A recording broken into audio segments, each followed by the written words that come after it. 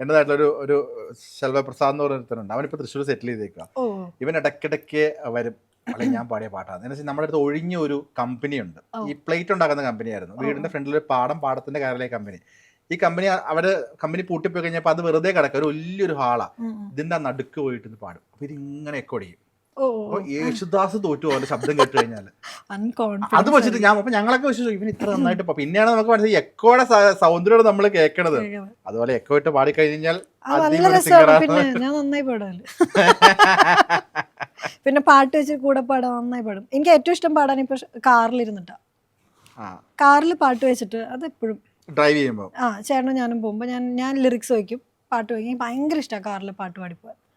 അത് സ്ഥിരം പരിപാടിയുണ്ട്. ഈ കാറിൽ കാരണം നമ്മുടെ പിച്ച് ഔട്ടൊന്നും അറിയില്ല. ഇല്ല കാറിൽ നല്ല രസമാണ് പാടാൻ. എല്ലാ കുരുത്തക്കേടും ചേട്ടനുണ്ടെന്ന് തോന്നുന്നല്ലേ? അതെ, എല്ലാത്തിനും ഉണ്ട്. ഈ കാറിൽ പോകുമ്പോൾ ചിലവർ വളരെ മെലോഡിക് ആയിട്ട് പാട്ട് വെക്കും. ചിലവർ മറ്റേ ഗില്ലിക്കകത്ത് ഇങ്ങനെ അതൊക്കെ ഉണ്ട്. ഏത് അത് വരുമ്പോൾ നമ്മുടെ സ്പീഡ് കൂടും. പിന്നെ പാട്ട് ഭയങ്കരമായിട്ട് നമ്മളെ ഇൻഫ്ലുവൻസ് ചെയ്യും. ഒരു മെലഡീസ് വെക്കുകയാണെങ്കിൽ പയ്യെ ഡ്രൈവിംഗ് ശ്രദ്ധിച്ച് അറിയാൻ പറ്റും. പയ്യെ ഡ്രൈവിംഗ് ഒന്ന് സ്ലോ ഡൗൺ ആവുന്നൊക്കെ കാണാം. അർജുനൽ വില്ലൊക്കെ വെച്ച് കഴിഞ്ഞാൽ ഞാൻ വച്ചിടുമ്പോ എന്റെ വൈഫ് പറയും ആ പാട്ട് വേണ്ട മാറ്റി എനിക്ക് പെട്ടെന്ന് എത്തണം എന്ന് പറയുമ്പോൾ ഞാൻ പറയും ചേട്ടാ എനിക്ക് പെട്ടെന്ന് എത്തണം. അപ്പൊ ഞാൻ ഈ പാട്ടിൽ ഞാൻ ചേഞ്ച് ചെയ്യും. അപ്പൊ അതിനനുസരിച്ച് പോകും. സ്പീഡ് നൈസായിട്ട് പാട്ട് മാറുമ്പോ അതിനനുസരിച്ച് സ്പീഡ് കൂടും. അത് ഫുഡ് ഹാബിറ്റ്സ് ഒക്കെ എങ്ങനെ ശരിക്കും? നോൺ അടങ്ങിയേ തീരുള്ളൂ, ഫിഷ് വേണം? ഇല്ല, അങ്ങനെയില്ല. അങ്ങനെ നിർബന്ധമില്ല.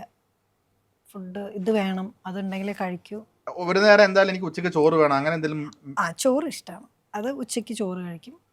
പക്ഷെ കറികൾ അങ്ങനെ ഇന്നത് വേണം നിർബന്ധം. എനിക്ക് ഒരു കറി ഉണ്ടായി എല്ലാവരും പറഞ്ഞു കേൾക്കും, പല കറികൾ, പല സെറ്റ് ഓഫ് കറികളും ചോറൊക്കെ കഴിക്കാൻ ഓരോരുത്തർക്ക് ഇഷ്ടം. എനിക്ക് ചോറും ഒരു കറി ഉണ്ടെങ്കിൽ ഞാൻ ഒരു കറി എടുക്കത്തുള്ളൂ. എനിക്ക് അങ്ങനെ കഴിക്കാനേ പറ്റാറുള്ളൂ. എനിക്ക് എല്ലാം കൂടെ മിക്സ് ചെയ്താൽ എനിക്ക് കഴിക്കാൻ പറ്റില്ല. എല്ലാം കൂടെ കണ്ടാൽ ഞാൻ എനിക്ക് വേണ്ടത്. ഓരോ ഫംഗ്ഷനൊക്കെ മുമ്പ് എനിക്ക് മൊത്തത്തിൽ മടുക്കും. പക്ഷെ എനിക്ക് അമ്മ ഉണ്ടാക്കുമ്പോൾ ഞാൻ ഒറ്റ കറി മാത്രം സെപ്പറേറ്റ് എടുത്ത് ചോറ് കഴിക്കാൻ ഭയങ്കര ഇഷ്ടം. അങ്ങനത്തെ ബെഡ്റൂമിൽ കൊണ്ടുപോയിരുന്ന് കഴിക്കുക, ടീയുടെ മുമ്പിൽ പോയിരുന്ന് കഴിക്കുക, അടുക്കളയിൽ ഇരുന്ന് കഴിക്കുക, ആ കൂട്ടത്തിലാണ്. ഒരിക്കലും നമ്മൾ ഡൈനിങ് ടേബിളിൽ ഇരുന്ന് കഴിക്കുന്നത് വളരെ അപൂർവമാണ്. അത് ഡൈനിങ് ടേബിളിൽ തന്നെ ഉണ്ടായിരുന്നു കഴിക്കുക? അല്ല, ഡൈനിങ് ടേബിളും പിന്നെ സെറ്റിൽ ടി വി കാണുമ്പോൾ ഇരുന്ന് കഴിക്കും. ബെഡ്റൂമിലേക്ക് ഫുഡ് കൊണ്ടുപോകാൻ അങ്ങനെ സമ്മതിക്കാറില്ല. പറ്റുമായിരുന്നു, പക്ഷെ സമ്മതിക്കില്ല. നമുക്ക് അത് സെലിബ്രിറ്റിയാണ് പുറത്തുള്ള. ഈ വീട്ടിൽ ശരിക്കും പറഞ്ഞ മോളാണ് അടിച്ച്. ഇപ്പം എന്തെങ്കിലും അറിയുമ്പോൾ ഒരു അടി കൈക്കിട്ടൊക്കെ കിട്ടിയിട്ടുണ്ടോ അമ്മയുടെ ഭാഗത്തുനിന്ന്? ഇപ്പൊ ഇല്ല. ഇപ്പൊ കുറെ നാളായിട്ട് അമ്മ നല്ലപോലെ അടിച്ച് വളർത്തി 3 പേരെ. ഞങ്ങള് 3 പേര് നല്ലപോലെ ആവശ്യത്തിന് വഴക്കും അതിന്റെയൊക്കെ ഒരു പാമ്പറിങ് ശരിക്കും അച്ഛനായിരിക്കും പലപ്പോഴും. അച്ഛൻ പാമ്പർ ചെയ്യും. ഞാൻ അച്ഛന്റെ ഉണ്ണിമോളാണ്. അപ്പം അത് അതിന്റെ ഇതുണ്ട്, പാമ്പറിങ്. അമ്മയുണ്ട്, നന്നായിട്ട് കൊഞ്ചിക്കും, എല്ലാം ഉണ്ട്, മിക്സ്ഡ് ആണ് അവിടെ. എല്ലാം ഒന്നിനും ഒരു കുറവൊന്നുമില്ല. പക്ഷെ അടി കിട്ടണത് അടിയും തരും. അതിനും ഒരു അമ്മയുടെ പേര് ഗീത. ഓക്കെ. ഈ നമ്മൾ ടി വി കണ്ടുകൊണ്ട് ചോറിനെന്ന് പറഞ്ഞാൽ ചോദിച്ചാൽ നമ്മൾ ഈ എല്ലാ ഒട്ടുമിക്ക ആളുകളും ഈ ഉച്ചപ്പടങ്ങൾ എന്ന് പറയുന്ന ഒരു കൂട്ടം സിനിമകളുണ്ട്. ചിലപ്പോൾ ഒരു 90കളിലെ സിനിമകളായിരിക്കാം, അത് ദിലീപ് സിനിമകളായിരിക്കാം, ലാലേട്ടൻ, ജയറാമേട്ടൻ്റെ ഒക്കെ പടങ്ങളായിരിക്കാം. ആ കൂട്ടത്തിൽ തന്നെ പെടുന്ന ഒരു വ്യക്തിയാണ്. അയ്യോ, ഞാനും എൻ്റെ ചേട്ടനും ഞങ്ങൾ കറക്റ്റാണ്. എനിക്ക് സിനിമ വേണം ഭക്ഷണം കഴിക്കുമ്പോൾ.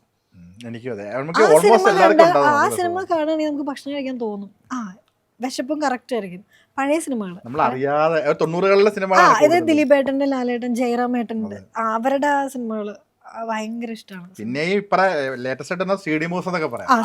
പിന്നെ സി ഡി മൂസ് ഒക്കെ വെട്ടൊക്കെ ഒരു ലോഡ് ടൈം കണ്ടിട്ടുള്ള അതുപോലൊക്കെ ഒരു ക്യാരക്ടേഴ്സ് ചെയ്യണമെന്ന് ആഗ്രഹമില്ല ശരിക്കും. ശരിക്കും പറഞ്ഞാൽ അതിഥി രവി എന്ന് പറയുന്ന ആക്ട്രസിനെ ശരിക്കും മലയാള സിനിമയിലെ ടെക്നീഷ്യന്മാർ അത്രയും ഒരു കാലിബർ യൂസ് ചെയ്തിട്ടുണ്ടോ? അങ്ങനെ റോള് ഐ മീൻ 100% തൃപ്തിയാണോ കരിയറിലാണോന്ന് ചോദിച്ചാൽ ഹാപ്പിയാണ് ഞാൻ.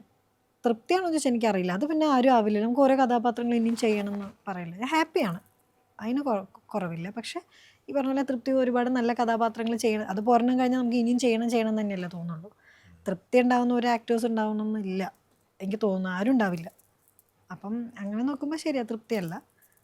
ഇനിയും ഒരുപാട് നല്ല കഥാപാത്രങ്ങൾ, എനിക്ക് നല്ല സിനിമകൾ ചെയ്യണം തന്നെയാണ് ആഗ്രഹം. ഈ ഒരുപാട് സൗഹൃദ വലയങ്ങളുണ്ടാവും. ഈ സൗഹൃദ വലയങ്ങളിലൊക്കെ നമ്മൾ ഇന്റർവ്യൂ തുടങ്ങുന്നതിന് മുന്നേ സുരാജേട്ടൻ തന്നെ എന്റെ കാര്യം നമ്മൾ സംസാരിച്ചപ്പോൾ അത് തന്നെ കോട്ട് ചെയ്ത് വരാം. സുരാജേട്ടൻ പറഞ്ഞിട്ടുണ്ട് അവസരങ്ങൾ ചോദിച്ചു മേടിക്കാറുണ്ടെന്ന് പറഞ്ഞിട്ടുണ്ട്. ഒരു എന്തിനും മമ്മൂക്ക അവരെ അതെ. അതിഥി അങ്ങനെ സുഹൃത്തുക്കളോടൊക്കെ അവസരങ്ങൾ അങ്ങനെ ചോദിച്ചിട്ട് നല്ലൊരു ക്യാരക്ടർ എനിക്ക് ഇന്ന രീതിയിൽ നീ എഴുത് അല്ലെ അങ്ങനെയൊക്കെ പറയാൻ പറ്റുന്ന സൗഹൃദങ്ങളുണ്ടോ? അത് എങ്ങനെയാണ് സൗഹൃദങ്ങൾ സിനിമയിൽ? അങ്ങനെ സൗഹൃദങ്ങളില്ല. ഇപ്പൊ ഞാൻ പക്ഷേ കുറച്ച് പേര് നമുക്ക് വേണ്ടിയിട്ട് അല്ലെങ്കിൽ ഒന്ന് രണ്ട് നമ്മൾ ടീമപ്പ് ചെയ്തൊക്കെ വർക്ക് ഇപ്പം പ്ലാൻ ചെയ്യുന്നൊക്കെ ഉണ്ട്, നല്ല സിനിമകൾ. അപ്പോൾ എനിക്കും പ്ലാൻ ഉണ്ട്, നല്ല ചെയ്യുമ്പോൾ നല്ല ഇതിൽ ചെയ്യണം, അങ്ങനെയുണ്ട് ഇപ്പോൾ. അതിപ്പോൾ ഈ അടുത്തൊക്കെ ആയിട്ട് വന്നതാണ്, നമ്മളിലേക്ക് വന്നു ചേർന്നതാണ്. ഞാനായിട്ട് പക്ഷേ തേടിപ്പോയതുമല്ല. അതാ ഞാൻ പറഞ്ഞത്, ചില സമയത്ത് നമ്മൾ പറയില്ലേ, ഞാൻ എക്സ്പെക്ട് ചെയ്ത ആളുകളല്ല ഒന്നും. അപ്പോൾ അതുകൊണ്ട് എനിക്ക് ഭയങ്കര ഇനിയും ഉണ്ടാവും നല്ല സിനിമകളിൽ. ഓക്കെ. അതിന് മുന്നേ ഞാൻ അങ്ങനെ ചോദിക്കലില്ല. എനിക്കും ചോദിക്കാനൊരു മടിയായിരുന്നു. അങ്ങനെയൊക്കെ ഞാൻ എങ്ങനെ ചോദിക്കാതെ ബുദ്ധിമുട്ടിപ്പിക്കുകയാണ് എപ്പോഴും. നമ്മുടെ ഫസ്റ്റ് തോട്ട് ഞാൻ കാരണം ഒരാൾക്ക് ബുദ്ധിമുട്ടുണ്ടാവണം ഞാൻ ചോദിച്ചാൽ. ഇനി അവർ നോ പറഞ്ഞാൽ അത് പിന്നെ ഒരു ബുദ്ധിമുട്ടാവും, നമുക്കും ഒരു വിഷമം, അവർക്കും അതൊരു. അപ്പം ചോദിക്കൽ വളരെ കുറവാണ്. പക്ഷെ ഇപ്പോൾ ഞങ്ങൾ കുറച്ചുകൂടി ടീമപ്പ് ചെയ്ത് വരണം, നല്ലതൊക്കെ വരുന്നുണ്ട്. അപ്പം അതിൽ ഞാനിപ്പോൾ ഹാപ്പി. അതാ പറഞ്ഞത്, ഞാൻ ഒന്നിനും പോയപ്പോൾ തന്നെ വരുന്നുണ്ട്, അതിൽ ഞാൻ ഹാപ്പിയാണ്. അത് എപ്പോഴും ഭയങ്കര പ്ലസന്റ് ആയിട്ടൊക്കെയാണ് ഇഷ്ടപ്പെടുന്ന വ്യക്തിയാണ്. എനിക്കത് ഇഷ്ടമാണ് അങ്ങനെ. കാരണം ഞാൻ അങ്ങനെ പെട്ടെന്ന് ഇങ്ങനെ ഡൗൺ ആവുന്ന നെഗറ്റീവ്, എപ്പോഴും നെഗറ്റീവ് ചിന്തിച്ചിട്ടൊക്കെ ഉള്ള ഒരാളായിരുന്നു. അതല്ല എന്ന് മനസ്സിലാകുന്ന പോയിന്റിലൊക്കെ എത്തിയപ്പോൾ എനിക്കിപ്പോൾ ഇതാണ് ഇഷ്ടം. ഇങ്ങനെ ഇരിക്കാനാണ് നല്ലത്, ഇത് നല്ലതേ കൊണ്ടുവരും നമുക്ക്. നെഗറ്റീവ് ഇരുന്നാൽ നെഗറ്റീവ് മാത്രമേ വരുള്ളൂ, പോസിറ്റീവായിട്ടിരുന്നാൽ പോസിറ്റീവ്. അപ്പം നമുക്ക് ചൂസ് ചെയ്യാം ഏത് വേണമെന്ന്. 100% ശരിയാണ്. ഞാൻ ആലോചിച്ചേ. അല്ലേ? എത്ര വയസ്സുണ്ട് ഇപ്പം? അയ്യോ, വയസ്സ് പറഞ്ഞോളൂ, ഇപ്പം 32. ഭയങ്കര മെച്യൂരിറ്റിയോട് സംസാരിക്കുന്നോണ്ട് ചോദിച്ചത്. ഭയങ്കര എനിക്ക് ശരിക്കും പറഞ്ഞാൽ ഭയങ്കര വായിക്കുന്ന ഒരാൾ പറയുന്നപ്പോ എനിക്ക് ഈ സദ്ഗുരു കേട്ടിട്ടുള്ള ഒരു ഇതായിരിക്കും ഇങ്ങനത്തെ തോട്ട് പ്രോസസ് കേട്ടും. പിന്നെ നമുക്കത് ഞാൻ ഓരോന്ന് വരുമ്പോൾ അതിങ്ങനെ ഒബ്സർവ് ചെയ്യാൻ തുടങ്ങിയപ്പോൾ എനിക്കത് നമ്മുടെ തന്നെ മിസ്റ്റേക്സും നമ്മുടെ തന്നെ എക്സ്പീരിയൻസിൽ നിന്നും പഠിക്കുമ്പോൾ ഉണ്ടാവുന്ന ഏത് ബുക്ക് വായിച്ചാലും കിട്ടില്ല. ബുക്ക് വായിച്ച് വേണമെങ്കിൽ എനിക്കിങ്ങനെ ഒരു പ്രഭാഷണം അങ്ങനെയൊക്കെ പറയാൻ പറ്റും, വന്നിരുന്നൊക്കെ വേണമെങ്കിൽ. ഇത് ഉള്ളിൽ നിന്ന് പറയുന്നതാണ്. ഇത് ഞാൻ എൻ്റെ ഇതിൽ നിന്ന് പറഞ്ഞതാ, ഇതെനിക്ക് ബുക്കിൽ നിന്ന് കിട്ടിയതല്ല. ബുക്ക് വായിച്ച് പറയുന്നത് എളുപ്പമാണ്, അതിന് ഇത്തിരി അത്യാവശ്യം അതിലൊരു സ്കില്ല്, വായിക്കാനുള്ള ഒരു ക്ഷമയും പിന്നെ ആ ഒരു സ്കില്ല് ഉണ്ടായാൽ മതി സംസാരിക്കാൻ. പക്ഷെ അത് ഉള്ളിൽ നിന്ന് വരുന്നതാണ് ഏറ്റവും. അങ്ങനെ ഉണ്ടായ നല്ലതായിരുന്നു. ഞാൻ ഇപ്പോഴും ശ്രമിച്ചുകൊണ്ടിരിക്കുന്നതാണത്. അങ്ങനെ. ഓക്കെ.